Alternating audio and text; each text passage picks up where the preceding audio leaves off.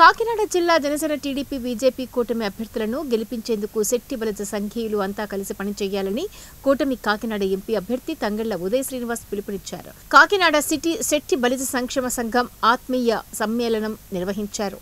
కార్యక్రమానికి సంఘం అధ్యక్షులు చొల్లంగి వీరబాబు అధ్యక్షత వహించగా కూటమి కాకినాడ ఎంపీ అభ్యర్థి తంగళ్ల ఉదయ్ శ్రీనివాస్, కాకినాడ సిటీ అభ్యర్థి వనమాడి వెంకటేశ్వరరావు ముఖ్య అతిథులుగా పాల్గొన్నారు. ఈ సందర్భంగా ఎంపీ అభ్యర్థి తంగళ్ల ఉదయ్ శ్రీనివాస్ మాట్లాడుతూ కూటమి అభ్యర్థులు గెలుపుకు ప్రతి ఒక్కరూ కృషి చేయాలని కోరారు. కార్యక్రమంలో ప్రసంగి ఆదినారాయణ, బౌలిశెట్టి సత్య, శెట్టి బలిజ సాధికార సమితి రాష్ట్ర కన్వీనర్ కూడిపూడి సత్యబాబు, బీసీసీఎల్ అధ్యక్షులు బొమ్మి బాలాజీ తదితరులు పాల్గొన్నారు. 100% హైయెస్ట్ సీట్స్ బీసీలకి ఎక్కువ సీట్లు కేటాయించిన పార్టీ ఏదైనా ఉందంటే స్టార్టింగ్ లో అప్పుడు పెట్టినప్పుడు కూడా ప్రజారాజ్యం కేటాయించింది. కానీ అనుకూల పరిస్థితిలో అది అట్లా అయిపోయింది.